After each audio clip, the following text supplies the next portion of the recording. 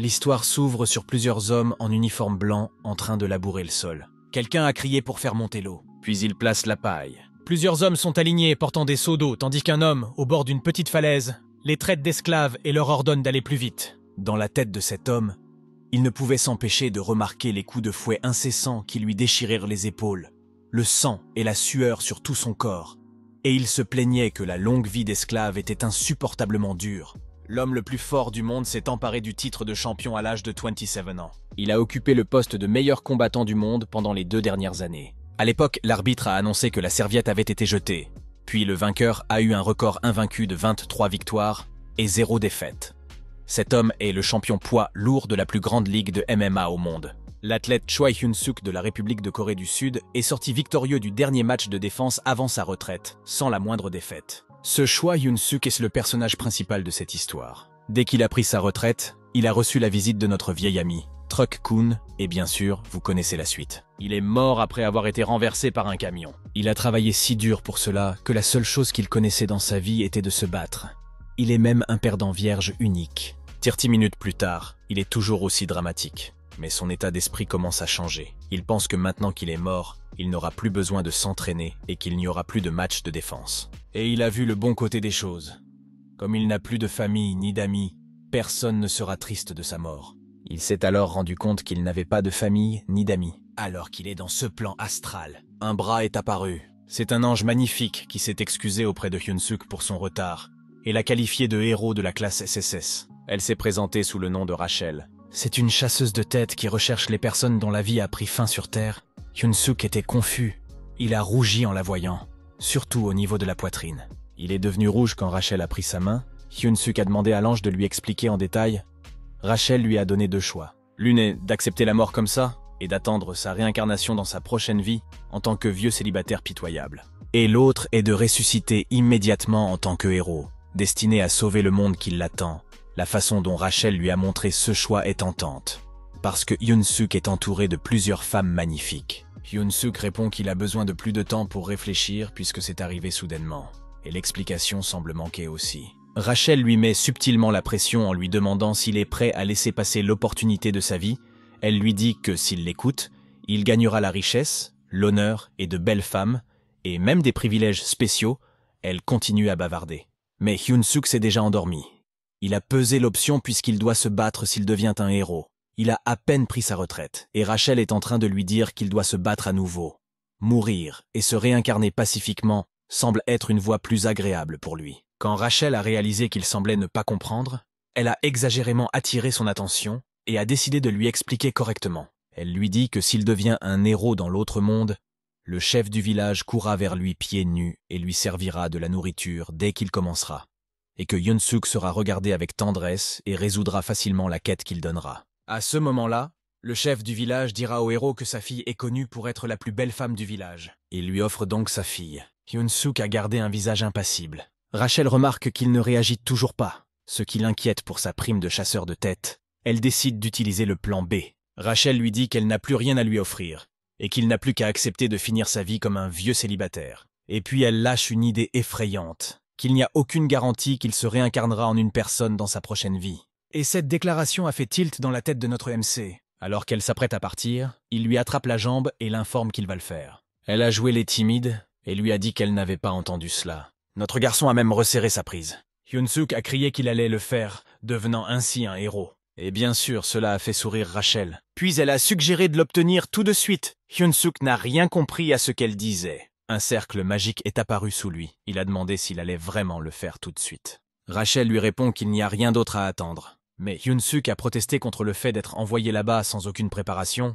Mais Rachel a insisté sur le fait que l'autre monde magnifique l'attendait déjà. Elle lui a souhaité une belle aventure. Elle se plaint qu'il rende les choses difficiles alors qu'il va même là-bas. Elle y répond et signale que le futur héros, numéro 137 421, Hyun-suk, vient d'achever sa transmigration. Pendant ce temps, Hyun-suk a perdu connaissance jusqu'à ce qu'il entende quelqu'un lui dire d'ouvrir les yeux. Il se demande si c'est le chef du village dont l'ange a parlé.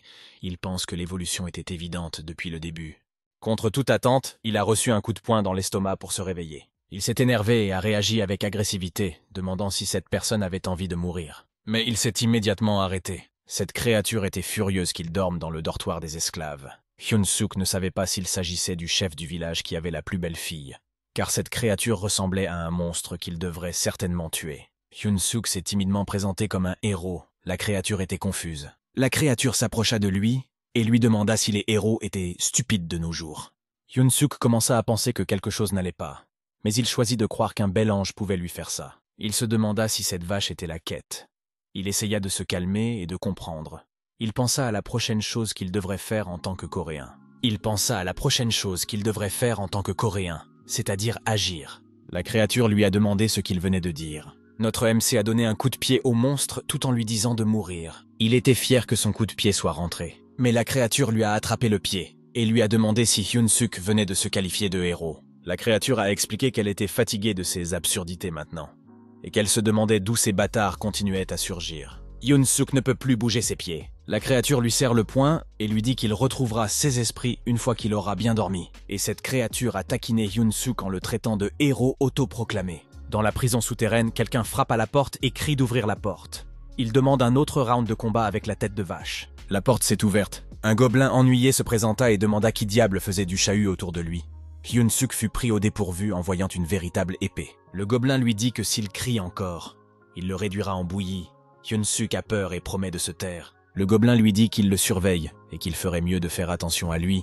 Hyun-suk salue et répond qu'il comprend. Quand le gobelin est parti, Hyun-suk a commencé à se plaindre de ces conneries de l'autre monde. Il s'est demandé où tout cela avait mal tourné. Il craint maintenant de mourir vierge pour la deuxième fois si cela continue. Quelqu'un l'a appelé depuis une petite fenêtre. La personne de l'autre côté lui a demandé s'il était un nouveau venu.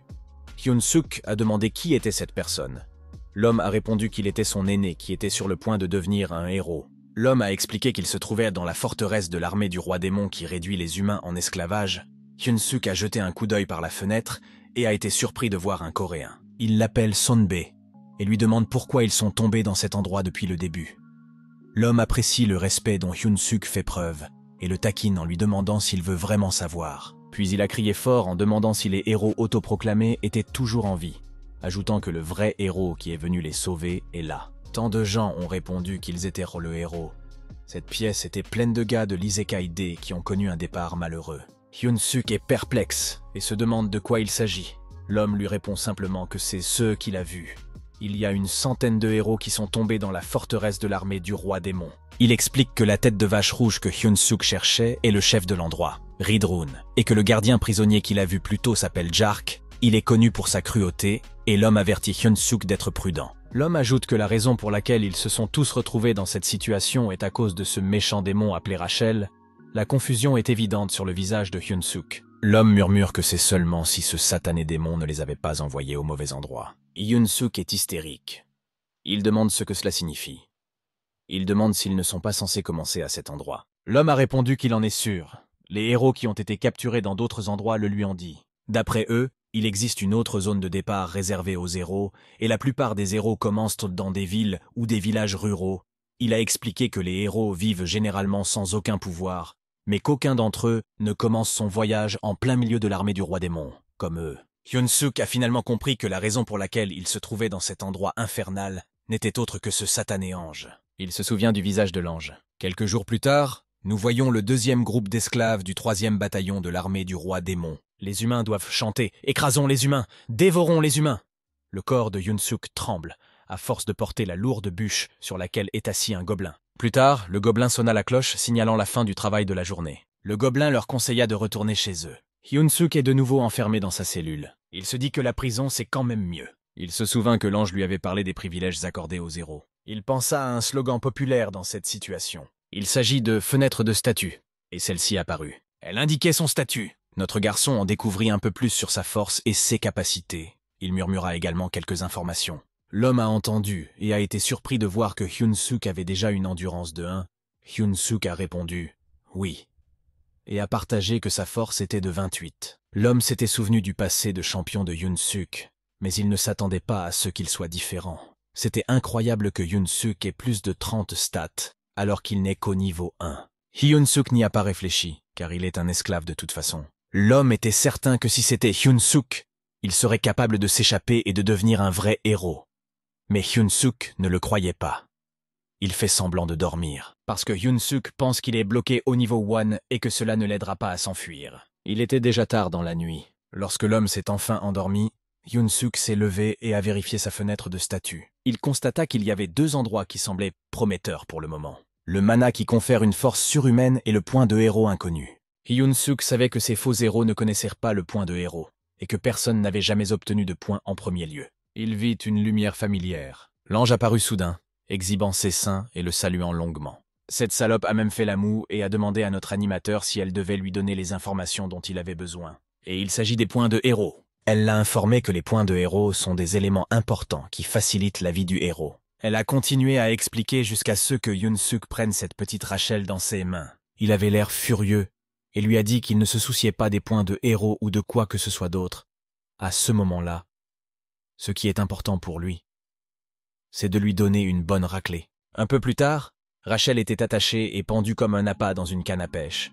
Elle s'est excusée et a expliqué qu'elle n'aurait jamais deviné que ses cercles magiques étaient brisés parce qu'elle avait renversé un peu de café quand elle prenait son goûter. Pendant ce temps, la magie d'insonorisation s'est activée. Hyun-suk lui a ensuite demandé si elle avait été punie pour être son manager. Elle lui répond que son rôle est d'être sa fée personnelle, de rester à ses côtés et de l'aider jusqu'à ce qu'il vainque le roi démon. Hyun-suk admet qu'il ne se soucie plus de l'affaire des héros. Elle lui demande ce qu'il veut dire. Hyun-suk lui dit qu'il n'a pas l'intention de vaincre le roi démon. De toute façon, il pourrait juste vivre une vie normale là-bas. Rachel est d'accord qu'il y a beaucoup de héros potentiels qui décident de vivre comme ça. Mais il a un potentiel de niveau SSS. Hyun-suk fait remarquer que cela ne signifie pas qu'il est obligé de faire quoi que ce soit. Il admet qu'il n'a jamais senti que c'était sa mission en premier lieu. Rachel tente d'argumenter, mais Hyun-suk déclare qu'il ne veut pas vivre en se battant comme dans sa vie passée. Rachel est déconcertée. Elle se demande s'il a toujours été comme ça. Elle le voyait comme un idiot qui ne connaissait rien d'autre que le combat et les femmes. Ensuite, elle s'est inquiétée de son bien-être. Lorsqu'elle a reçu l'ordre, elle s'est plainte d'être une fée personnelle. Elle pense que ce n'est pas juste pour quelqu'un comme elle de vivre cela. Et en plus, on lui a dit de rester avec Hyun-suk jusqu'à ce qu'il tue le roi démon. Mais on lui a dit que la décision était définitive. La fée personnelle est subordonnée au guerrier qui lui a été assigné. Elle doit coopérer activement et connaître le succès et l'échec avec le guerrier assigné. On la pousse à partir et on l'envoie dans la forteresse démoniaque où se trouve Hyun-suk. On lui a dit de ne pas revenir avant d'avoir accompli sa mission. Elle a crié fort pour protester. Elle n'aimait pas être jetée dans le monde sale des humains. Et juste comme ça, elle a été téléportée. De retour au temps présent, Hyun-suk supposa qu'une fée personnelle devait obéir à chaque mot de son guerrier. Il lui demanda donc de contribuer à son plan d'évasion, ce qu'elle accepta. Un bruit se fit entendre à la porte et Hyun-suk l'attrapa immédiatement. Les gobelins étaient en train de réveiller les prisonniers. Rachel a protesté en disant qu'elle pouvait utiliser sa furtivité toute seule. Hyun-suk remarque que malgré la fin de l'appel, le Jark est toujours à sa porte. Le Jark lui dit que Radrin l'a appelé. Dans le bureau de Radrin, ce dernier lui a fait part de ce qu'il avait entendu. Hyun-suk travaille dur ces jours-ci. Hyun-suk était abasourdi tandis que le Jark s'asseyait confortablement sur ses épaules. Hyun-suk n'arrivait pas à croire que ce bâtard puant de gobelin l'avait complimenté. Radrin avoua qu'il avait d'abord cru que Hyun-suk n'était qu'un humain fou, mais qu'il était en fait content de le voir travailler dur. C'est pourquoi Radrin lui a proposé de devenir l'esclave en chef. Mais Hyun-suk n'avait aucune idée de ceux dont Radrin parlait. Radrin a précisé qu'il proposait cela parce que le rythme de travail était devenu beaucoup plus lent ces derniers temps. Rachel voulait s'assurer que Hyun-suk refuserait immédiatement. Elle a continué à le harceler et a crié qu'un héros ne devrait pas ramper devant les officiers de l'armée du roi démon. Jark et Radrin avaient entendu le bruit et demandèrent ce que c'était. Hyun-suk a hurlé de le laisser faire et qu'il allait mettre ses humains au travail. Puis il a exagérément baissé la tête sur le bureau juste pour détourner leur attention. Radrin était content. Il avoua que contrairement à sa première impression, il avait fini par l'apprécier. Il dit à Hyun-suk de bien se débrouiller et qu'il lui écrira une lettre d'admission spéciale dans l'armée du roi démon. Il est congédié, mais au fond de lui, il a envie de pleurer en voyant son plan d'évasion tomber à l'eau. Quelques jours plus tard, les humains chantaient en travaillant. Et Hyun-suk se montre suffisant en réprimandant quelqu'un pour sa lenteur. Il a dit « Même ma grand-mère peut courir plus vite que ça ». Avec ce genre de visage, il est clairement fait pour faire partie de l'armée du roi démon. La fenêtre du système affichait que depuis qu'il dirigeait des gens depuis longtemps, sa capacité cachée appelée charisme avait augmenté. Hyun-suk s'exclame qu'être l'esclave en chef est le meilleur. Les hommes qui l'observent pensent qu'il a finalement perdu la tête et font des commérages à son sujet. Rachel, de son côté, l'a grondé car ils auraient de gros problèmes si cela continuait. Il l'a fait taire et lui a dit de faire confiance au processus. Il a même dit qu'un moineau comme elle ne peut pas comprendre les intentions d'un phénix comme lui. Lorsqu'un homme tomba à genoux, Hyun-suk le réprimanda, et la fenêtre du système informa Hyun-suk que la faveur de Redrun à son égard avait augmenté. Il est maintenant à quelques pas d'atteindre son but. Hyun-suk salue et remercie Redrun. Rachel lui crie dessus, lui rappelant qu'il voulait partir à l'aventure et s'échapper. Hyun-suk se gratte la tête en expliquant qu'il fait simplement ce que le système lui a dit de faire. D'après ce qu'il sait, suivre un système fait partie du devoir d'un héros. Rachel affirme qu'il n'est pas possible d'accroître la sympathie des officiels de l'armée du roi démon à son égard. Elle insiste sur le fait qu'il n'y a pas de demande de héros comme celle-là. Hyun-suk répond qu'il dit la vérité. Puis, il lui demande s'il veut qu'il la lise à haute voix. Hyun-suk le lit comme suit. « Vous, qui vous êtes retrouvé à l'intérieur de la forteresse de l'armée du roi démon à cause d'une erreur d'un idiot ?» Rachel argumente que la façon de parler est bizarre. Le système est une sorte de programme qui n'utilise qu'un langage neutre. Hyun-suk insiste sur le fait que c'est la vérité et que le système d'un héros de niveau SSS est peut-être un peu différent.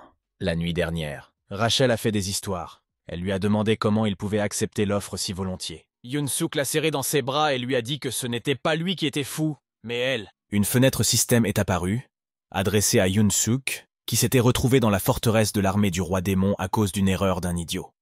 Il pouvait se sentir aussi lésé que quelqu'un qui découvre que les toilettes n'ont plus de papier hygiénique. Mais Hyun-suk était encouragé par le fait qu'on lui avait donné une chance. Il devait gagner les faveurs de l'officier de l'armée du roi démon, Ridrun. Un vrai héros doit apprendre à utiliser son ennemi. Donc en gros, le but est de gagner les faveurs de Ridrun et de gagner 100 points de héros. Hyun-suk a été surpris à l'époque. Hyun-suk s'est remis au travail. Il a demandé aux esclaves de commencer à chanter la chanson principale de la 3e armée du roi démon. Rachel a réalisé que seuls les supérieurs ont le pouvoir de changer le contenu de la quête, et elle s'est demandé pourquoi il ferait cela pour Hyun-suk. Jark a alors appelé Hyun-suk. Ce dernier lui demande de le suivre car Ridrun a appelé Hyun-suk. Au bureau de Ridrun, il informe Hyun-suk que la productivité de l'esclave a considérablement augmenté. Hyun-suk a répondu que ce n'était rien. Puis il s'est adressé à Ridrun en disant que c'était parce qu'il avait fait des choix judicieux. Rachel a fait remarquer que la flatterie ne marcherait pas. Ridrun a tressailli. Il avait l'air si satisfait. La fenêtre du système est apparue indiquant que Hyun-suk avait atteint son objectif de favoritisme et que la quête du héros avait été complétée, qu'il avait reçu 100 points et que la boutique du héros débutant avait été déverrouillée par ses premiers points. Hyun-suk et Rachel ont été surpris de constater que tout s'est bien passé. La quête de favoritisme étant terminée, Hyun-suk a décidé de passer à l'étape suivante de son plan. Il a demandé s'il pouvait commencer à entraîner les esclaves. Redrun s'est renseigné à ce sujet. Hyun-suk lui a donné une image. Celle d'un groupe d'esclaves travailleurs se déplaçant à l'unisson. Des esclaves experts en discipline faisant le travail de 3 sans la moindre trace de paresse. Il a ajouté qu'avec ces esclaves, la construction de la forteresse pouvait être achevée en 1 semaine. Redrun soutient que les humains sont physiquement trop faibles pour travailler et s'entraîner simultanément. Mais Hyun-suk continue en disant que le commandant chantera les louanges de Ridrun. Sans hésiter, Ridrun accepte. De retour dans sa cellule, Rachel était si dramatique en disant que son héros était devenu fou parce qu'il avait rampé devant l'armée du roi démon et que maintenant il entraînait même les esclaves, elle se sentait déprimée et désespérée. Hyun-suk s'est énervé contre elle parce qu'elle était si bruyante. Il lui a dit qu'il avait un plan. Rachel lui a demandé s'il se moquait encore d'elle. Hyun-suk a un grand retour.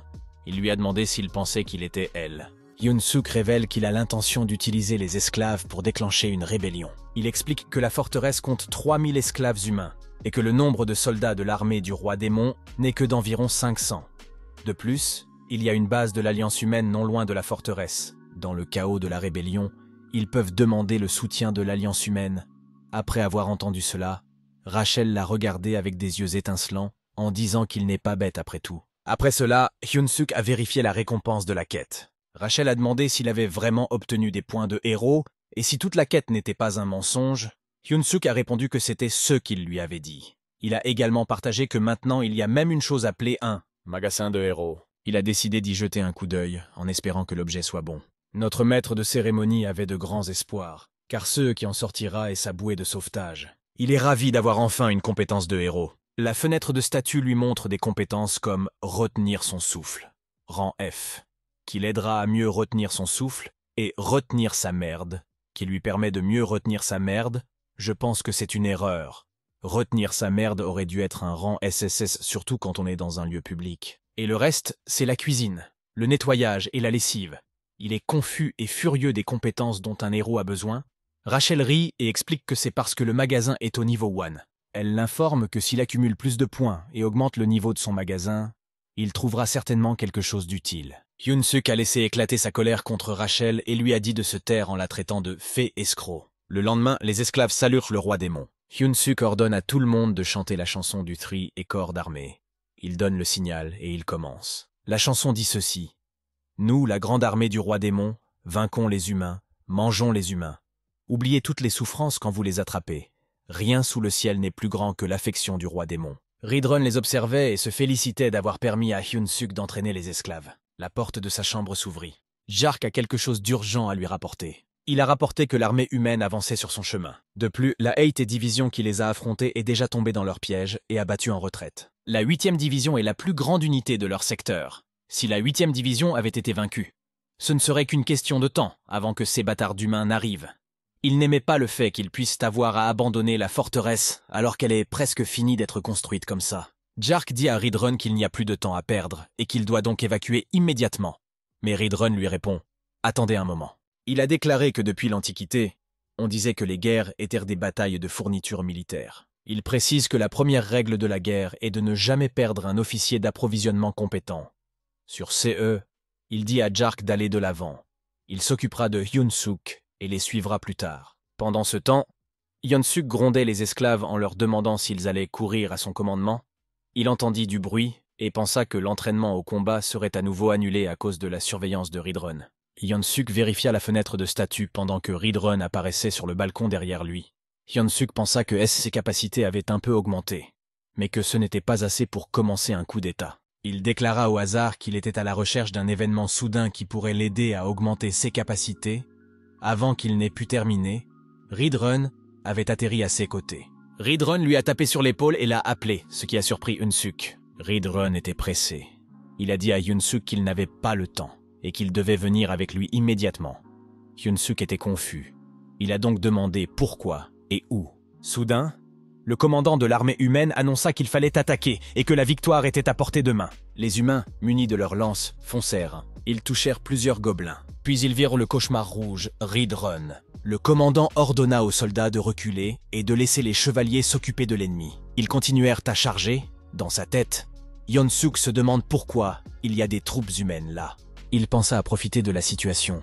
Il pensa à cette chance de poignarder le commandant du roi démon dans le dos et de retourner dans la société humaine. Un humain s'avança en criant que le cauchemar rouge devait mourir. Mais Ridron attrapa facilement la tête de l'homme. Il l'écrasa et Hyun-suk fut stupéfait. Ridron utilisa son art du combat, le 7e mouvement. Puis il écrasa le visage de l'homme sur le sol. Suivi d'une vague de destruction explosive, une attaque AOE qui effrita le sol et projeta les soldats humains en l'air. Ridron a ensuite demandé à Hyun-suk s'il allait bien. Hyun-suk le salue, répond par l'affirmative et l'informe qu'il va partir. Je pense que cela rappelle à notre MC qu'il est toujours avec l'un des plus forts de l'armée du roi démon. La zone bourdonnait depuis que les humains en avaient repris possession. Les soldats hissèrent 2 drapeaux au centre et guidèrent les citoyens du royaume de Marriott et de l'empire de Drasan pour qu'ils s'arrangent entre eux. Le soldat demande aux compagnons de prison de Hyun-suk s'il s'agit de guerriers. Ce à quoi il répond par l'affirmative. Les guerriers sont dirigés vers un chemin différent car ils sont traités différemment des captifs normaux. Quelqu'un est apparu et a remercié les guerriers d'être venus. C'était Olivant Grimier, un homme d'âge moyen avec des cheveux et une barbe rouge, un duc de l'Empire Drazen et le commandant des forces alliées. Un soldat s'est approché d'Olivant et lui a dit que l'évacuation était terminée. Il a félicité le soldat. Le soldat l'informe également qu'ils ont enrôlé ceux qui se font appeler les guerriers.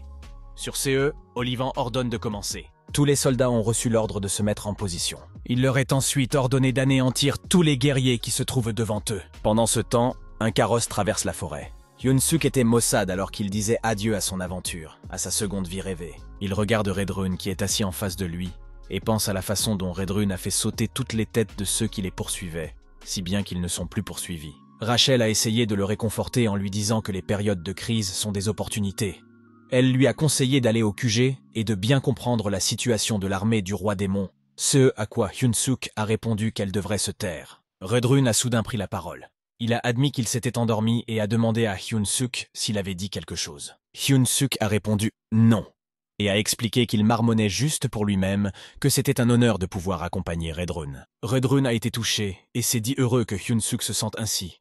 Il a informé Hyun-suk qu'ils étaient presque arrivés au QG du troisième noyau et qu'ils devraient s'en réjouir. Redrun lui dit qu'à leur arrivée, il enrôlera officiellement Hyun-suk dans l'armée du roi démon. Hyun-suk pâlit, mais il n'a d'autre choix que de dire que c'est un honneur. Rachel panique aussi. Au QG, un garde annonce que Redrun est de retour et qu'ils doivent ouvrir la porte. Redrun dit à Hyun-suk de le suivre car il le conduira immédiatement au commandant. Redrun dit que c'est un honneur absolu de rencontrer rapidement le commandant, même si ces signaux non-verbaux indiquent le contraire. Redrun lui rappelle de faire attention à son comportement devant le commandant, à moins qu'il ne veuille mourir. Hyun-suk se souvient d'un dicton qui dit que tant qu'on garde son sang-froid, on peut survivre même dans l'antre d'un tigre. Hyun-suk refuse d'abandonner. À la porte du commandant, Redrun se présenta. On lui dit d'entrer.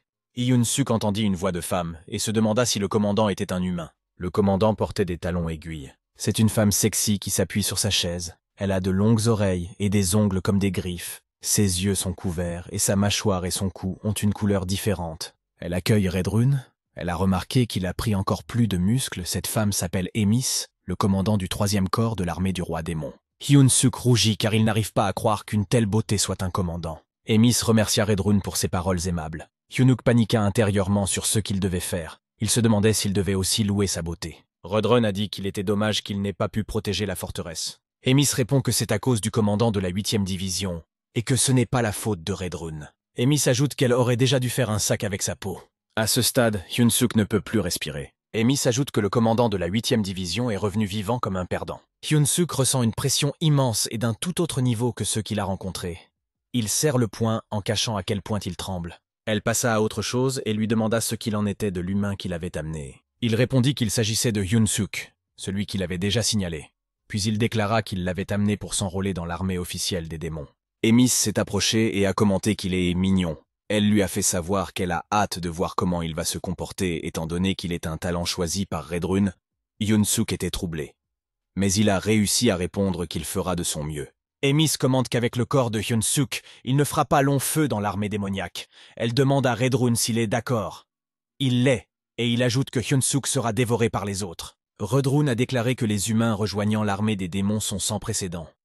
Il a demandé la permission de l'entraîner personnellement, mais Emis a immédiatement répondu par la négative. Elle lui dit qu'il ne peut pas perdre son temps pour un humain. Quelque chose de choquant se produisit dans le corps d'Emis. Elle s'est transformée, sa tête ressemble à une fleur, mais elle a des dents et une langue. Hyun-suk est resté bouche bée en la voyant enfoncer son bras dans sa bouche. Finalement, le visage d'Emis revient à la normale, alors qu'elle tient une créature canine noire dans ses bras.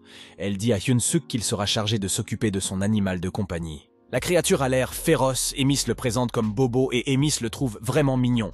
Au fond de lui, Hyun-suk se demande quel animal de compagnie c'est. Il se demande si Emis sait que ce n'est pas un bâtard de démon de l'enfer. Aussi, dans ma langue, Bobo signifie stupide. C'est pour ça que ça m'a fait rire. Redrun commente qu'il sent une immense puissance. Même si c'est encore un bébé, Emis est heureux que Redrun l'ait compris. Hyun-suk par contre a l'air dubitatif. Emis a remarqué Hyun-suk et lui a demandé quelle était sa réaction et l'a intimidé tout en lui demandant s'il n'aimait pas ça. Hyun-suk a immédiatement répondu que c'était un honneur d'enlever Bobo en tant qu'humain. Emis a été ravie d'entendre cela. Elle a poussé Bobo vers lui. Elle lui dit que Bobo grandit et qu'il ne doit pas oublier de le nourrir car Bobo se met en colère lorsqu'il a faim et qu'il est trop difficile de désigner un nouveau gardien car Bobo les a tous mangés. Rachel était trop bruyante parce qu'elle était surprise de voir qu'il y avait une nouvelle quête du héros.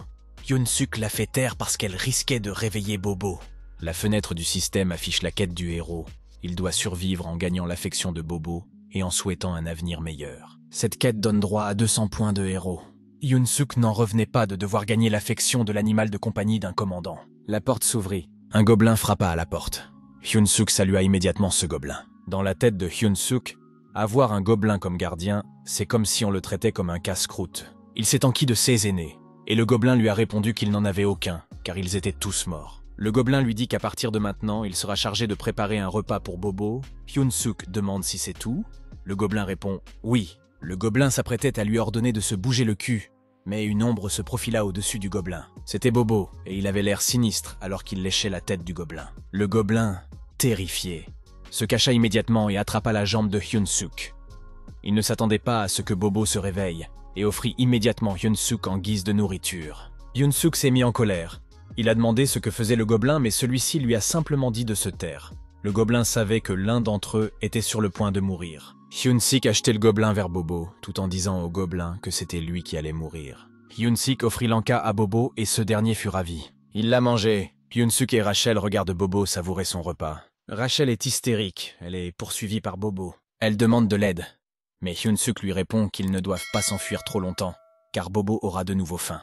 Hyun-suk a remarqué quelque chose. Il y a un objet disponible, un os extra large. Cet os peut attirer le type de monstre candidat. Il charme les monstres candidats, et il peut être acheté avec 30 points de héros. Hyun-suk appelle Bobo. Puis il lui montra l'os. Il a lancé l'os et les yeux de Bobo se sont écarquillés. Bobo a réussi à l'attraper. Rachel était épuisée de voler partout. Elle aurait aimé qu'il le trouve plus tôt. Hyun-suk se vante que son cerveau ne rate pas les petits détails. Il s'attend à ce que la quête soit facile. Mais à sa grande surprise, Bobo l'a attaqué. Il n'a touché que l'ourlet de sa chemise, mais c'est là qu'il s'est rendu compte qu'un os ne suffisait pas. Rachel a demandé à Hyun-suk s'il envisageait d'emmener Bobo à l'extérieur. Hyun-suk y a réfléchi. On l'a poussé à réfléchir vite s'il ne voulait pas être mangé. Bobo a commencé à sortir ses crocs. Hyun-suk pensa à un mot magique qui pouvait calmer un chien en colère. Il cria « Marche !» Bobo changea immédiatement d'apparence et parut heureux. Bobo est immédiatement allé serrer Hyun-suk dans ses bras en remuant la queue. Ils sont maintenant dehors et Hyun-suk cherche la cuisine. Il n'arrive pas à savoir où elle se trouve. Bobo est énergique et Hyun-suk a du mal à le contrôler. Rachel regarde autour d'elle mais ne sent aucune odeur de nourriture. Elle aperçoit un gobelin et suggère de lui demander. Hyun-suk s'approche du gobelin, qui est troublé par la présence d'un humain. Bobo est redevenu sauvage. Le gobelin est terrifié. Hyun-suk lui explique que c'est l'heure de la promenade de Bobo. Le gobelin demande pourquoi un humain est avec Bobo. Bobo lèche le visage du gobelin. Hyun-suk dit à Bobo qu'il ne peut pas le manger. Hyun-suk explique qu'il s'occupe de Bobo. Il demande où se trouve la cuisine. Le gobelin a répondu que la cuisine était à sa gauche, puis il s'est enfui. Hyun-suk et Rachel sont abasourdis. Quand ils ont repris leurs esprits, ils ont éclaté de rire. Ils ont ri de voir que le gobelin était si effrayé qu'on se demandait s'il faisait vraiment partie de l'armée des démons. Après avoir bien ri, Hyun-suk était prêt à trouver de la viande dans la cuisine. Rachel a demandé à Hyun-suk s'il était d'accord avec elle pour dire qu'il n'allait pas s'occuper d'un chien pour toujours. Hyun-suk a demandé ce qu'elle disait alors qu'il était évident que Hyun-suk avait toujours un rêve à réaliser. Il regarde l'endroit où se trouvait Bobo, mais il n'y est plus. Hyun-suk est devenu pâle. C'est à ce moment-là qu'il a compris qu'il avait merdé. Il a crié « Où est ce putain de chien ?» Notre MC a pleuré en sachant que le chien est un désastre, même s'il a détourné le regard pendant une fraction de seconde. Rachel a regardé autour d'elle. Puis Rachel a pointé du doigt un endroit, et Bobo est apparu. Hyun-suk était soulagé. Il a dit à Bobo combien il était inquiet. Bobo revint joyeusement, mais pas sans que du sang ne coule de sa bouche et sans que son estomac ne soit plein. Tout à coup, ils ont entendu des cris annonçant la mort du commandant Régis.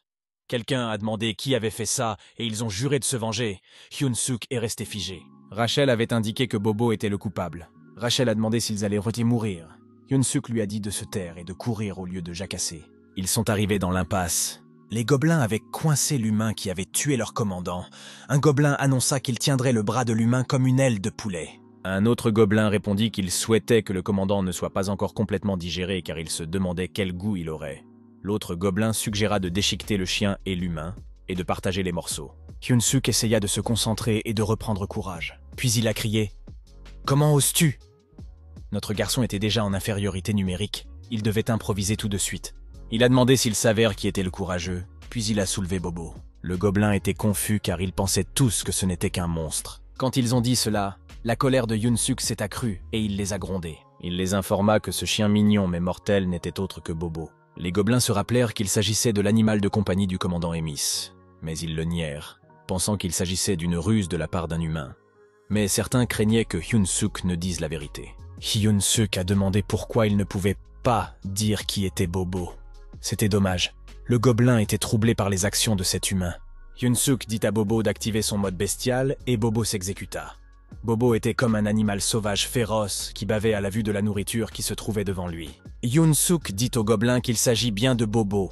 Puis il dit à Bobo de mordre le gobelin, qui rugit et saute sur le gobelin. Bobo mordit le gobelin et le sang gicla. Hyun-suk regarda et commenta le fait qu'un chien sans museau soit ensanglanté. Il ne restait que des os de ce gobelin. Hyun-suk demanda si quelqu'un d'autre avait des doutes sur Bobo. Les gobelins s'excusèrent et expliquèrent qu'ils ne savaient pas que c'était Bobo. La fenêtre du système est apparue et a informé Hyun-suk qu'avec le charisme excessif qu'il a maîtrisé de nombreux démons, son attribut caché, le charisme, a augmenté.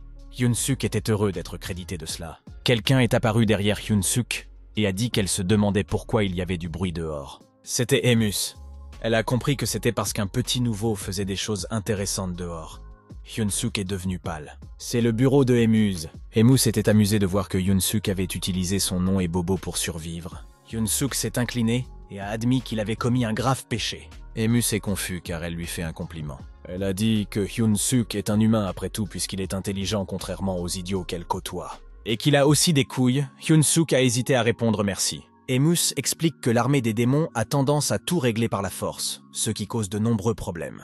Hyun-suk a demandé de quel genre de problèmes il s'agissait, et elle lui a répondu qu'il le découvrirait bientôt. Elle lui demande à nouveau s'il a pensé à devenir cadre.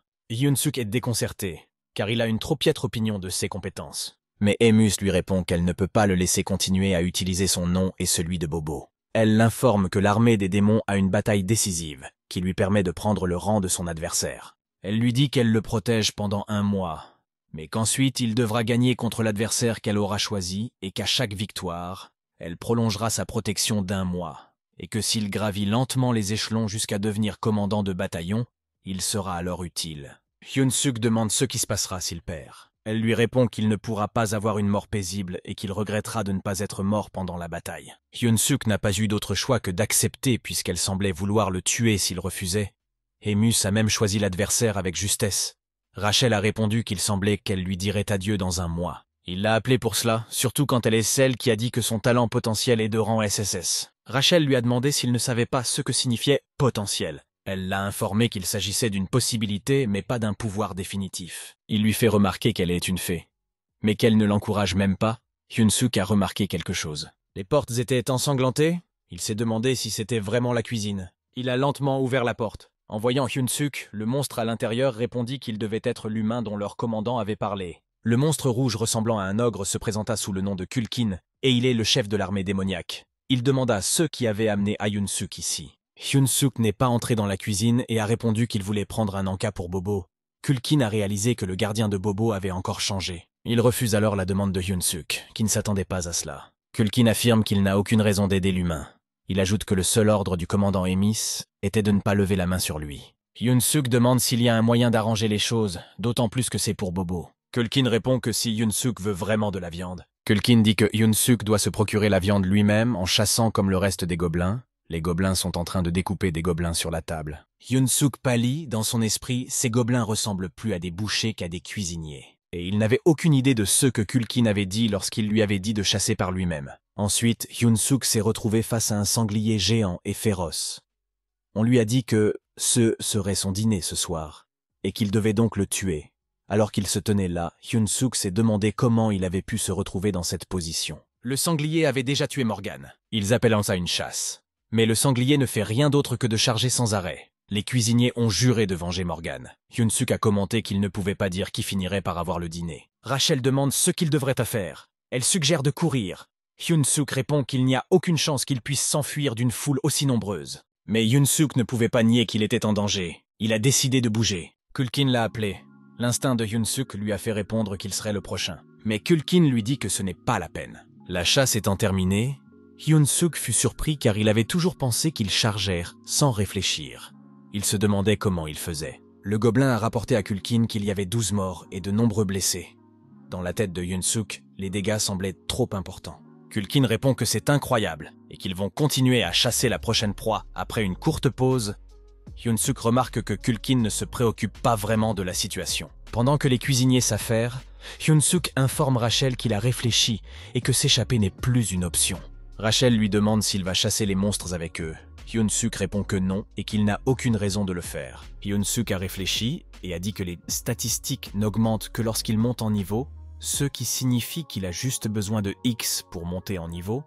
Rachel était d'accord avec lui, mais elle a demandé où il trouverait de l'XP dans cette situation. Hyun-suk a demandé sans vergogne s'il obtiendrait toujours de l'XP s'il ne faisait que le dernier coup.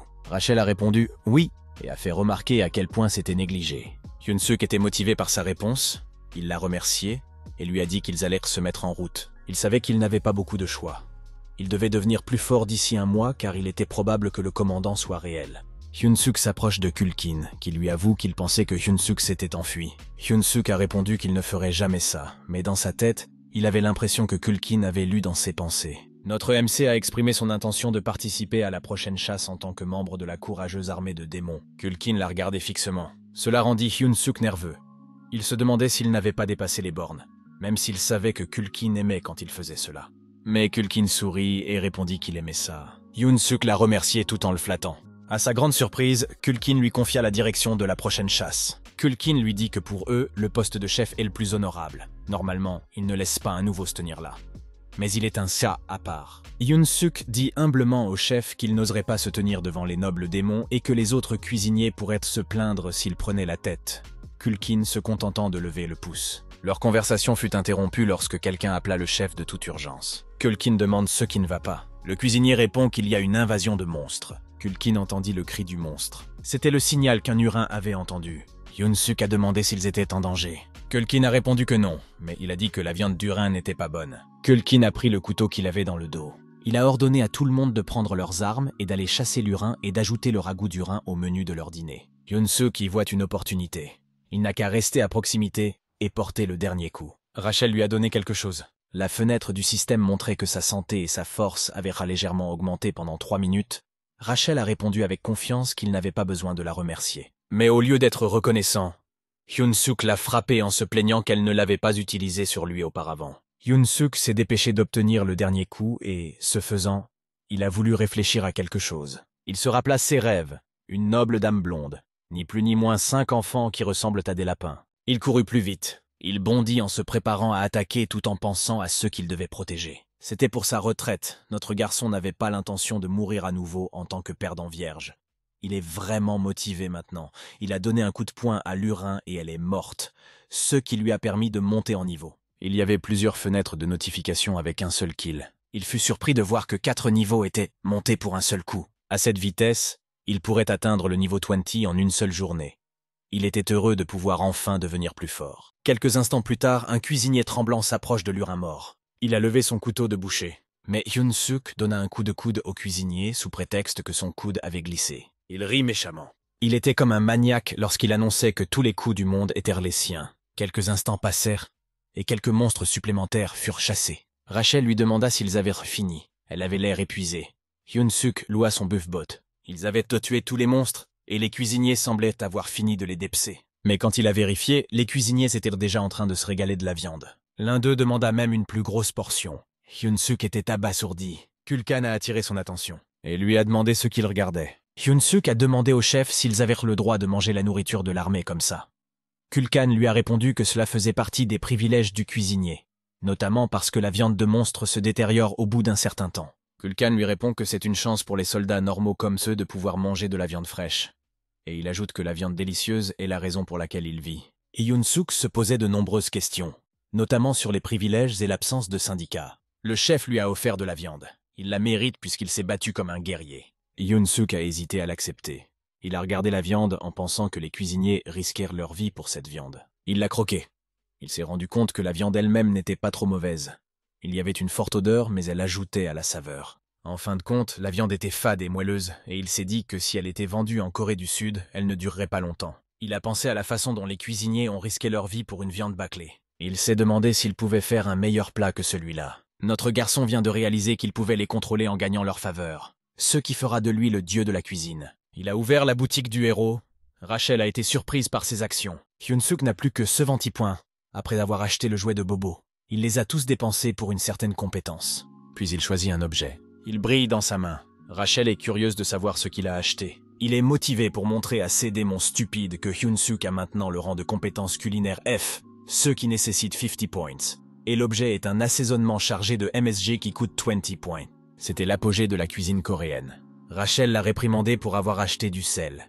Hyun-suk lui a fait comprendre qu'il fallait voir les choses dans leur ensemble. Il lui a montré qu'il valait mieux voir que d'entendre. Il lui a expliqué comment le sel jouait avec sa langue. Hyun-suk a saupoudré la viande de sel. La viande sent bon et elle est juteuse. Hyun-suk s'est pris pour le dieu du nouveau monde. Il a offert la viande au chef. Kulkin refuse, car il est déjà rassasié, et demande s'il peut la manger plus tard. Hyun-suk insiste en disant qu'il y a mis tout son cœur. Il exagère en disant qu'il pourra mourir sans regret si le grand Kulkin y goûte. Kulkin décide d'en prendre une bouchée.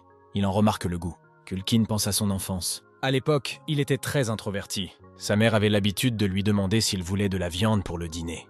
Il a versé des larmes en se souvenant d'elle. Le chef lui a rappelé que la viande restait fraîche pendant 2 jours, et que si Yoon-suk en voulait plus, il serait heureux de le revoir. Yoon-suk ouvre la porte. Bobo lui fonce dessus, et Yoon-suk a les yeux exorbités par la surprise. Il donne immédiatement la viande. L'humeur de Bobo s'est instantanément transformée en plaisir. Yoon-suk encouragea Bobo à se rassasier. Rachel ne put s'empêcher de faire remarquer que Yoon-suk était devenu un maître chien. Yoon-suk a sorti tout, ce qu'il y avait dans le sac, et Bobo a mangé gaiement. Yoon-suk a même dit à Bobo qu'il pourrait en apporter plus demain. L'affinité de Bobo augmenta, et ils terminèrent la quête du héros et gagnèrent 200 points de héros. C'était exactement ce que Yoon-suk avait prévu. Rachel a remarqué qu'il avait terminé la quête. Yoon-suk a dit qu'il se sentait confiant maintenant. Il a gardé les 200 points de héros comme fonds d'urgence. Il a économisé un grand nombre de points bonus. Rachel a jeté un coup d'œil à son écran et a pointé quelque chose qui augmenterait ses statistiques. Elle a demandé pourquoi il ne l'avait pas utilisé. Yoon-suk a répondu qu'il ne l'utiliserait pas parce qu'il ne sait pas ce qu'il fait. Et il a mentionné que c'est à cause d'un certain idiot qui a sauté le tutoriel. Rachel a répondu qu'ils peuvent encore le faire. Rachel a commencé son explication. En gros, Yoon-suk peut utiliser des points de bonus sur les 4 statistiques de base. La force, l'endurance, l'agilité et le mana. La force augmente sa puissance. L'endurance augmente sa résistance et sa ténacité. L'agilité augmente sa réaction et sa rapidité. Et le mana est ce qu'il imagine être sa magie. Yoon-suk a demandé ce qu'était le charisme. Rachel a déclaré que c'était une statistique cachée et qu'il ne pouvait donc pas l'augmenter avec des points de bonus, le seul moyen étant de s'entraîner correctement. Elle a conseillé de les mettre à niveau de façon égale. Mais Yoon-suk en a douté car il pensait qu'il était préférable d'augmenter uniquement la force. Rachel a été surprise par ce raisonnement. Elle a expliqué que c'était peut-être le cas au début, mais que vers la fin, le mana est très important. Il est évident qu'un corps renforcé par le mana est plus fort qu'un corps purement musclé. Yoon-suk a ajusté ses points et a demandé à Rachel si cela convenait. Rachel a répondu que ce n'était pas mal. Elle lui a ensuite demandé d'aller au magasin et d'acheter les bases du contrôle du mana. Yoon-suk a demandé ce qu'était le contrôle du mana. Elle lui a dit que cela lui apprenait à contrôler son mana. Elle a estimé que cela coûtait environ 100 points de héros.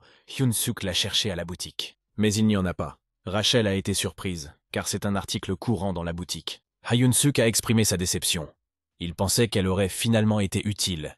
Il lui a même demandé comment elle pouvait être aussi inutile. Rachel a insisté sur le fait qu'il était censé être là. 3 semaines plus tard, Yoon-suk a atteint le niveau 100. Cela lui a pris plus de temps qu'il ne le pensait. Rachel a dit que les plafonds d'XP augmentent au fur et à mesure que l'on monte en niveau. Yoon-suk se demande s'il y a des héros qui travaillaient aussi dur que lui. Rachel lui dit qu'il est déjà une sinécure, ce qui ne semble pas correct à Yoon-suk. Il l'a écrasé en lui rappelant combien de fois il a failli mourir. Ce jour-là, Rachel lui a expliqué qu'il faut généralement une demi-année pour atteindre le niveau 100. Elle lui dit tristement qu'elle veut être amie avec lui, mais Yoon-suk se dit qu'elle l'a bien cherché. La porte s'ouvrit. Un gobelin a appelé Yoon-suk pour l'informer que le commandant voulait le voir. Dans le bureau d'Emus, elle accueille Yoon-suk et lui fait remarquer qu'il a l'air plus en forme que la dernière fois, et qu'il est aussi devenu plus fort. Elle a vu que son mana avait doublé. Yoon-suk répond qu'il fait de son mieux pour livrer chaque jour la meilleure qualité de viande à Bobo. Mais Ice lui fait remarquer qu'il devient plus fort trop rapidement. Elle lui demande si c'est à cause du système de niveau des héros. Yoon-suk a été pris au dépourvu par le fait que Emus savait qu'il était un héros. Il s'est demandé depuis quand elle le savait. Il lui demande comment, et elle répond qu'elle connaît quelqu'un qui aime vraiment les héros. Elle lui demande pourquoi il pense qu'elle l'a appelé là. Yoon-suk a essayé d'y réfléchir, puis il a mentionné sa bataille. Emus lui a demandé s'il se souvenait de leur promesse. Il a répondu « oui ». Elle lui demanda à nouveau s'il se souvenait et pourquoi il était comme ça. Emus s'est transformé en monstre mangeur de fleurs. Elle est en colère et a des problèmes avec la vitesse à laquelle il monte en niveau. Elle lui a dit de travailler plus dur s'il ne veut pas mourir. Tout ça pour l'amuser. Yoon-suk se souvient que la foule est en délire non pas à cause d'une performance tape à l'œil ou d'une victoire écrasante. C'est lorsqu'il y a un rebondissement dans l'intrigue. Il savait qu'elle en avait choisi un qu'il ne pourrait jamais battre et souhaitait que les chances soient contre lui. Et comme il a déjà reçu un avertissement, cela signifie déjà qu'il n'a aucune chance. Rachel a demandé en hurlant ce qu'il comptait faire. Il lui a dit de se calmer et de le laisser réfléchir. Yoon-suk déclare qu'il est préférable d'apprendre à connaître l'adversaire avant le jour du combat. Il doit étudier la force de l'adversaire. Rachel argumente sur le fait qu'ils n'ont que le nom. Elle demande comment il va découvrir le visage. Il répond qu'il y a un objet qu'il veut acheter dans la boutique des héros. Il s'agit du combat Power Meter, qui mesure la force, l'endurance, l'agilité et le mana de la cible. Il nécessite 100 points de héros. Hyun-suk prévoit de l'utiliser pour mesurer le niveau de puissance et s'entraîner contre un cuisinier de même puissance. Rachel soupira et le taquina sur le fait qu'il n'était intelligent que dans ces moments-là. Mais Hyun-suk répliqua que c'était mieux que d'être toujours inutile. Ils vérifièrent la puissance de combat de Rachel, et elle était de 375. Elle ne pouvait pas dire si c'était haut ou bas, alors elle a suggéré de mesurer Hyun-suk. Hyun-suk a donné l'objet à Rachel. Mais Rachel était confuse. Il lui a demandé si elle ne voyait rien. Rachel ne pouvait pas croire ce qu'elle voyait. Elle a répondu que l'objet devait être cassé parce qu'elle ne voyait pas pourquoi. Elle ne voyait pas pourquoi il était plus fort qu'elle. Hyun-suk avait une force de 1560. Hyun-suk lui a simplement demandé si elle était sûre qu'elle n'était pas la plus faible d'entre eux deux. Rachel s'est sentie déprimée car elle avait une force de 10 000 il y a un mois. Hyun-suk lui a demandé si cela avait fonctionné sans problème. Ils ont vérifié la force de Bobo. Et ce type avait une force incroyable de 47 422. Rachel se sentait encore plus malheureuse de savoir qu'ils étaient tous les deux plus faibles qu'un chien. C'était amusant de voir que Hyun-suk avait pensé que la race du chien avait été améliorée. Il sortit ensuite pour vérifier le niveau des autres orques. Il a vu que les êtres les plus faibles sont les gobelins. Les autres ont des statistiques similaires aux siennes. Quelqu'un annonça l'arrivée du capitaine Bulkman, et tout le monde salua. Le capitaine passa devant Hyun-suk, et ce dernier remarqua que le capitaine avait une force de 14 300. Il se rendit compte que tous ceux qui avaient une force supérieure à 10 000 étaient au moins au niveau de commandant. Hyun-suk confirme à Rachel que son adversaire est un chef de section. Rachel répond « Oui, et il s'appelle Kirkin ».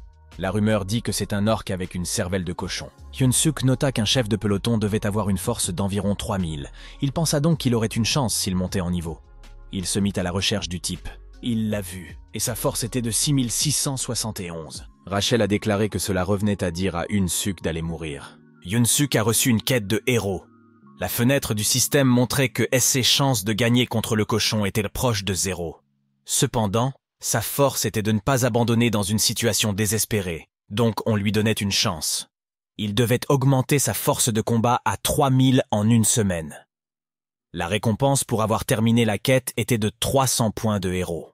Hyun-suk a remarqué que le timing de la quête était parfait. Il a même pensé qu'il était espionné. Il a accepté le défi puisque de toute façon, c'est une question de vie ou de mort. Il a décidé de s'en prendre à son observateur ou à Ems. Hyun-suk était motivé pour survivre. Le lendemain matin, dans la cuisine, Hyun-suk annonce son arrivée. Kulkan lui dit d'entrer. Kulkan remarqua ses lunettes et fit remarquer que l'objet était intéressant. Il demanda où Hyun-suk les avait eus. Hyun-suk répondit simplement qu'il avait vu quelqu'un les porter et qu'il en avait donc pris une lui aussi. Kulkan a demandé si c'était la tendance parmi la jeune génération. Quoi qu'il en soit, Hyun-suk a reçu l'ordre de se préparer pour la chasse. Hyun-suk vérifia la force de Kulkan et vit qu'elle était de 35 230. Il se demanda pourquoi elle était si élevée. Ce n'était pas la force d'un capitaine ordinaire. Et il n'y a pas que lui, Hyun-suk a remarqué les autres cuisiniers. Ils ont une grande force de combat parce qu'ils se sont battus contre des bêtes démoniaques. Hyun-suk s'est rendu compte que s'il se mesurait à quelqu'un d'aussi fort que Kulkan, il pourrait se faire une idée de son niveau. Et il a demandé à Kulkan de se mesurer à l'un des cuisiniers. Il explique qu'il veut être plus utile après avoir appris une ou deux choses. Kulkan répond qu'il est assez fort pour un humain. Il n'y a donc pas besoin de se précipiter. Hyun-suk a subtilement menacé Kulkan en lui disant que s'il ne le permettait pas, il mangerait la viande tout seul. Kulkan a changé d'avis et a demandé contre qui il souhaitait s'entraîner. Un peu plus tard, les cuisiniers ont demandé ce qui se passait alors que l'heure de la chasse approchait. Ils ont appris que Hyun-suk se battait contre Golbachev. Ils se demandèrent si ce jour marquerait la fin de Hyun-suk. Certains gobelins ne l'apprécièrent pas, car ils se délectaient de la viande de Hyun-suk. Golbachev avait une force de 2620. Les gobelins voulaient tuer Golbachev, mais Kulkan les a entendus et leur a dit de se taire. Kulkan a rappelé à Golbachev de ne pas tuer Hyun-suk quoi qu'il arrive. Il lui a dit de faire le strict minimum et de ne pas en faire trop. Golbachev a eu l'air idiot, mais il a dit qu'il avait compris. Mais il est évident que Kulkan a douté de sa réponse. Ils ont commencé le combat. Hyun-suk est très enthousiaste. Golbachev se rappelle qu'il ne doit pas tuer Hyun-suk. Hyun-suk a foncé. Golbachev lui a donné un coup de poing, mais il a réussi à l'esquiver. Hyun-suk a remarqué que son poing repose sur son instinct. Hyun-suk a de nouveau attaqué Golbachev. Hyun-suk a l'impression que ce combat lui est familier. Et c'est quelque chose qu'il a toujours gagné. Les gobelins n'arrivèrent pas à croire que Golbachev avait perdu. C'est arrivé si vite que certains n'ont pas vu ce qui s'est passé. Hyun-suk n'arrivait pas à croire que Golbachev avait été mis à terre par un simple coup de pied. Il commença à croire qu'il avait peut-être une chance de gagner. Au nord de la grande forêt de la forteresse noire, Yoon-suk est encore en train de penser à la façon dont il a mis KO un orc avec une double statistique de force et un seul coup de pied. Il ne peut s'empêcher de penser que la force de combat n'est qu'un simple chiffre, rien d'absolu. Et il se dit que s'il devient un peu plus fort, il gagnera facilement le combat à venir. Un gobelin rapporta à Kulkan qu'un grand nombre de Tolas étaient apparus devant lui. Kulkan commenta à quel point c'était ennuyeux. Il demanda s'il faisait partie du territoire des Tolas. Yoon-suk a demandé ce qui n'allait pas, si c'était parce que les Tolas avaient ce mauvais goût. Kulkan a répondu que leur viande n'était pas si mauvaise que ça, et que leurs moelles osseuses étaient même très délicates. Mais les Tolas vivent en groupe, ils ont un instinct maternel particulièrement fort, donc s'ils touchent aux petits, cela causera beaucoup d'ennuis. Yoon-suk pensait que la chasse s'arrêterait là, mais Kulkan a décidé de les chasser parce que leur viande est savoureuse. Kulkan a ordonné à tout le monde d'attaquer puisqu'ils auront de la viande de Tolas comme en cas pour la journée. Il a ordonné à tout le monde de ne laisser aucun Tolas s'échapper et de les massacrer vivants. Ce monstre ressemblait à une araignée portant un crâne sur son corps. Yoon-suk a poussé un gobelin en prétendant qu'il s'agissait d'un accident. Il en profita pour porter les derniers coups et gagner de l'XP. Au bout d'un certain temps, ils ramassèrent plusieurs Tolas. Yoon-suk tua le dernier et monta en niveau. Rachel l'a félicité d'être un pro du volume de coups finaux. Yoon-suk a accepté le compliment et a dit que c'était la raison pour laquelle il aimait travailler dans la cuisine. Soudain, Yoon-suk a senti une pression intense autour de lui. Il était confus et s'est retourné. Quelqu'un a alors crié que la reine des Tolas était arrivée. Elle s'est mise en colère, et c'est parce qu'elle a vu un tas de Tolas morts. Elle a grogné. Yoon-suk était curieux de savoir à quel point elle était forte pour que tout le monde en fasse tout un plat. Lorsqu'il a utilisé les lunettes, il a vu que sa force était incommensurable, et ce qui est horrible, c'est qu'ils ont massacré ses enfants sans pitié. Yoon-suk s'était précipité pour demander au chef ce qu'il devait faire. Mais ses yeux s'écarquillèrent en voyant le chef s'enfuir. Le chef annonça qu'il s'en sortirait vivant et qu'il se reverrait. Yoon-suk pensa à l'irresponsabilité de ce vaurien. Un grand bruit a attiré l'attention de Yoon-suk. Quelqu'un a ordonné à tout le monde de se disperser. Les gobelins les plus faibles étaient en train de se faire massacrer. On cherchait le chef. La reine des Tolas était furieuse. Elle criait très fort. C'était si fort que Yoon-suk dut se boucher les oreilles pour supporter le bruit. Rachel lui a dit de regarder derrière lui. Quand il s'est retourné, il a vu des centaines de Tolas qui le chargeaient. Même la reine des Tolas. Bien sûr, notre garçon a couru aussi vite qu'il le pouvait. Au même moment, les autres gobelins ont crié à l'aide. Yoon-suk savait que s'il s'arrêtait un seul instant, il serait mort. Les cris et les supplications continuaient à résonner. Yoon-suk finit par atteindre une grotte. Il se demande si elle est sûre. Rachel lui dit qu'elle est vide, qu'elle l'a déjà visitée. Au fond de lui, Yoon-suk ne lui fait pas confiance. Mais il se dit qu'il devrait être plus en sécurité à l'intérieur que dans la forêt où il est vulnérable de tous les côtés. Il demande à Rachel s'il s'agit d'une grotte naturelle, mais elle ne sait pas.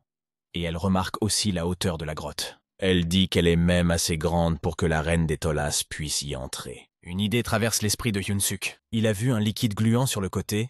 Rachel lui a dit que ce ne pouvait pas être une cachette de Tolas puisque le chef leur a dit qu'il n'y avait pas de groupe de Tolas dans la région, mais le liquide gluant a dérangé Yoon-suk. Il s'est demandé si ce n'était pas des toiles d'araignée quand il a vu des œufs. Il a compris qu'il devait s'agir d'un nid de Tolas. Il savait que l'endroit ne fonctionnerait pas après tout. Une paire d'yeux verts est apparue. Elle est apparue dès que Yoon-suk a décidé de partir. Un talus adulte le poursuivit. Il courut aussi vite qu'il le pouvait. Rachel demanda s'ils allèrent dans la bonne direction, mais il n'en avait aucune idée puisque c'était la première fois qu'il entrait dans cet endroit. Il a senti qu'il avait marché sur quelque chose. Yoon-suk a glissé. Pris de panique, il a mis la main sur tout ce qui pouvait lui servir d'arme. Puis il l'a lancé sur l'astragale. L'astragale cachait le coffre. Il a attrapé l'œuf. Yoon-suk a remarqué qu'il avait arrêté d'attaquer. Il a dû être distrait en essayant d'attraper l'œuf. Il a demandé à Rachel pourquoi l'astragale agissait ainsi. Rachel a supposé que l'astragale avait dû aimer ce œuf qu'il lui avait lancé, car c'était rond, humide et lisse. Elle fait remarquer que cela ressemble à un œuf de talus. Yoon-suk a eu une idée. Il a attrapé un autre œuf tout en disant à l'astragale qu'il ne supporterait plus ces conneries. Le talus a paniqué, et c'est alors que Yoon-suk a su que sa stratégie fonctionnait. Il a pris sa position. Il a lancé l'œuf que l'astragale s'est empressé d'essayer d'attraper. Rachel a remarqué que son physique est d'un autre niveau. Peut-être parce que c'est un monstre, et elle a demandé à Yoon-suk ce qu'il allait faire. Yoon-suk lui demande ce qu'il y a à choisir. Il y a encore plus d'une centaine d'œufs dans la région. Yoon-suk a même eu le courage de taquiner le talus quand l'œuf s'est cassé. Il a dit au talus qu'il pourrait même faire un meilleur travail de réception que lui. Yoon-suk a ordonné à Rachel de lui apporter un œuf, mais elle lui a dit que c'était le dernier. Yoon-suk est devenu pâle, il savait qu'il avait merdé. Le talus a grogné bruyamment. Yoon-suk ordonne à Rachel de lancer rapidement un buff. La reine des talus est furieuse. Hyun-suk sait qu'elle n'a déjà plus d'énergie à force d'essayer d'attraper les œufs. Il se rappelle qu'il doit se concentrer et qu'il gagnera. La reine des astragales lui fonce dessus. Hyun-suk prépare son coup fatal. Au lieu de s'enfuir, notre garçon a affronté le monstre de plein fouet et son attaque a porté ses fruits. L'astragale a été vaincu. Plusieurs fenêtres du système sont apparues pour l'informer qu'il était monté en niveau. Rachel lui a demandé s'il allait bien. Hyun-suk lui a répondu que non, car il se sentait mourir à ce moment-là, et il l'a invité à aller ailleurs. Hyun-suk fut surpris de découvrir que Rachel pouvait aussi utiliser la magie de guérison. Il dit que l'investissement dans les points de mana en valait vraiment la peine. Rachel expliqua que sa magie n'était pas si étonnante puisqu'elle ne pouvait que stopper le sang. Il ajouta les points de mana et décida de repartir. Actuellement, Hyun-suk est au niveau 108 avec une force de 56 plus 2, une agilité de 53 plus 2, une endurance de 55 plus 2, un mana de 53 plus 2 et un charisme de 27. Hyun-suk se sentait bien maintenant que son mana et ses autres statistiques étaient équilibrés.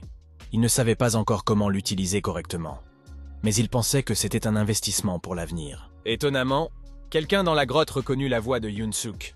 C'était Kulkan. Il était heureux de savoir que Hyun-suk s'en était sorti vivant. Hyun-suk lui a demandé pourquoi il était là. Kulkan lui dit qu'il est venu après avoir vu une grotte alors qu'il s'enfuyait. Il dit qu'ils ont tous les deux de la chance. Mais Kulkan s'est figé lorsqu'il a découvert qu'il s'agissait du nid de Tulus. Il a vu les choses sur le sol. Hyun-suk a révélé que c'était les œufs du Tulus et que c'était là qu'il les avait pondus. Lorsqu'il a appris qu'il s'agissait d'œufs de Tulus, les yeux de Kulkan se sont mis à briller. C'est un aliment rare et délicieux que seuls les hauts fonctionnaires peuvent rêver d'avoir. Hyun-suk lui a crié de se ressaisir car il devait sortir de là. Kulkan répondit qu'il s'attendait à ce que la reine Tulus qui les poursuivait plus tôt soit déjà à l'intérieur de la grotte. Il ajouta qu'il devait être au niveau d'un commandant de division ou plus pour attraper la reine Tulus, donc avoir l'œuf et son dernier repas. Soudain, ils entendirent quelqu'un à l'entrée. Les gobelins sont arrivés et ont vu le chef. Kulkan reconnaît ceux qui ont réussi de justesse. Il leur dit qu'ils ont de la chance de goûter à l'œuf. Hyun-suk se demande si c'est vraiment son dernier repas. Il refuse que cela se produise, d'autant plus qu'il n'a pas encore mangé le plat à 5 côtés de sa femme. Hyun-suk refusait de mourir en vain dans un tel endroit. Il était déterminé à en sortir cette fois-ci aussi. Dans le bureau d'Emus, quelqu'un a salué le commandant. Elle lui fait remarquer qu'il est toujours aussi rigide et formel, et lui demande s'il a terminé la mission à laquelle il a été assigné. Redrun répondit qu'il avait réussi à capturer la prochaine sainte du Saint-Empire, comme on le lui avait demandé. Elle est pas fière de Redrun. Il a réussi à percer ce culte fanatique en seulement 3 semaines. Elle lui tapote la tête, ce qui fait rougir Redrun. Tout à coup, quelqu'un frappe à la porte. Elle leur dit qu'ils interrompent un grand moment. Le gobelin lui dit qu'il y a un rapport urgent sur les cuisiniers qui sont partis chercher des ingrédients depuis qu'un incident s'est produit. Emus répondit simplement que cela arrivait tous les jours. Elle demanda pourquoi il y avait un tapage. Le gobelin rapporta que l'échelle était grande. Il expliqua que la reine de Tala était soudainement apparue et que maintenant la plupart des cuisiniers, y compris le chef cuisinier Kulkan, sont soit morts, soit portés disparus. Emus a demandé des nouvelles de Hyun-suk. Le gobelin a répondu qu'il avait disparu. Redrun a entendu cela, et l'idée ne lui a pas plu. Pendant ce temps, à l'intérieur de la grotte, les gobelins ont porté un toast en utilisant les œufs. Ils fêtent déjà leur mort. Kulkan leur fait également ses adieux. Hyun-suk lui donne une claque sur la tête et lui dit de se ressaisir. L'expression de Kulkan dit « Mais qu'est-ce que c'est que ce bordel ?» Hyun-suk répondit qu'il semblait être tombé sous un mauvais sort, alors il le réveilla en utilisant une arme secrète. Hyun-suk avait un nouvel objet, il s'appelle Beast Encyclopedia Demonic Beast Edition. C'est une encyclopédie des bêtes démoniaques qui contient des informations utiles sur presque toutes les bêtes démoniaques. 50 points de héros sont nécessaires. Il a cherché Talus, une bête démoniaque de type araignée qui vit en groupe et dont les pattes sont particulièrement robustes. Pour vaincre Talus, il faut viser les zones les plus faibles, comme le torse et la tête. Les fluides corporels de Talus sont hautement inflammables, ses œufs contenant un liquide aussi combustible qu'une bombe. Les grottes créées avec la salive de Talus sont également peu résistantes au feu. Il faut donc faire attention à ne pas utiliser la magie des flammes à l'intérieur. Hyun-suk demanda si Kulkan pouvait utiliser la magie du feu. Kulkan répondit que oui, mais seulement avec des choses basiques comme tirer des flammes. Kulkan soupira et dit à Hyun-suk d'abandonner. Il l'informa que la carapace de Talus n'est pas quelque chose que sa magie peut facilement brûler. Hyun-suk répondit que cela n'avait pas d'importance, puisqu'il n'avait pas l'intention de brûler le talus. Hyun-suk réunit tout le monde et leur annonce qu'il a un plan. Il leur a dit qu'ils devaient survivre pour pouvoir manger plus de choses comme des œufs. Mais les gobelins ont pensé que c'était un effort inutile. Hyun-suk les a tentés en leur disant qu'il leur offrirait des portions illimitées de viande de bête démoniaque luxueuse en guise de célébration de la survie, ce qui a motivé les gobelins. Kulkan était d'accord pour dire que s'ils voulaient se profiter d'un buffet, ils devaient d'abord survivre. Les yeux brillants et la bouche baveuse, Kulkan leur demanda quel était leur plan. Hyun-suk était heureux d'y être parvenu. Il leur dit de ne pas oublier leur plan et de ne s'arrêter sous aucun prétexte. Il leur a dit de continuer à courir jusqu'à ce qu'ils arrivent à l'extérieur. Ensuite, ils sont partis. Ils ont rencontré un essaim de Talus. Hyun-suk a dit à Kulkan de se préparer avec son feu. Kulkan a lancé le feu à son signal. Une partie de la grotte a explosé. Rachel a remarqué que tout le monde se dirigeait vers les murs. Elle lui a demandé ce qu'il avait fait. Hyun-suk répond que si le feu se propage dans la grotte et qu'elle s'effondre, les œufs restants sont également perdus. Alors il a fait exprès de laisser quelques œufs plus profondément à l'intérieur. Il s'échappe pendant que les talus sont distraits. Il a dit aux gobelins de ne pas regarder en arrière et de continuer à avancer. Il leur a demandé de lancer un œuf pour détourner leur attention, toute leur concentration devant aller à la survie. Il ne reste plus qu'un seul œuf dans les mains de Hyun-suk. Ils doivent trouver la sortie avant de l'utiliser. Rachel a vu une lumière. Hyun-suk a guidé tout le monde vers la sortie. Encore un peu et ils arriveront. Ils ont continué à courir aussi vite qu'ils le pouvaient. Ils atteignirent la lumière et pensèrent qu'ils étaient sauvés. Mais l'expression de soulagement sur le visage de Hyun-suk se transforma en misère. Une reine Talus apparut. Kulkan la vit aussi. Elle leur barrait la route. Hyun-suk saisit l'œuf. La reine Talus le vit et devint furieuse. Kulka déclara que la reine était revenue. Il pensait que c'était la fin cette fois-ci. Mais Hyun-suk refusa de le croire. Il remarqua que la reine ne les attaquait pas après les avoir vus. Il savait qu'il y avait une raison à cela. Il a attiré son attention. Il a demandé à Kulkan d'allumer quelque chose pour lui. Hyun-suk a dit à la reine que c'était le dernier œuf. Il l'a menacé que si l'œuf explosait, tout le monde mourrait, et que la reine et sa progéniture mourraient aussi. Elle lui a montré l'œuf et le tissu en train de brûler tout en disant à la reine Talus de s'écarter pendant qu'il lui demandait gentiment. La reine Talus réfléchit. Hyun-suk la pousse à sortir de là. La reine Talus a bougé sa jambe. Elle a poussé un grand cri. Rachel a demandé ce qu'il devait refaire. Hyun-suk a allumé l'œuf. Il n'avait aucune idée de ce qu'il fallait faire. Il a juste jeté l'œuf en feu. Il s'est écrasé sur le mur. Le feu a commencé à se propager. Ils ont senti le sol trembler. Les gobelins ont paniqué. La grotte s'effondre. Hyun-suk a ordonné à tout le monde de s'enfuir. Leur priorité est de sortir. Mais alors qu'il courait désespérément pour sauver sa vie, Hyun-suk s'est figé. La fenêtre du système indique qu'il a progressé. Rachel lui a demandé pourquoi il restait là. S'il ne sortait pas maintenant, il serait enseveli lorsque tout s'effondrerait. Il a vu la reine Talus se faire écraser par des débris. Hyun-suk a été informé qu'il montait de nouveau de niveau. Plusieurs autres fenêtres système sont apparues pour indiquer qu'il était monté en niveau, comme si des tonnes de niveaux suivaient. Je pense que c'est ce qu'on appelle du speed exp farming. Hyun-suk ne put que dire « Hein ?» tout en ayant une expression stupéfaite.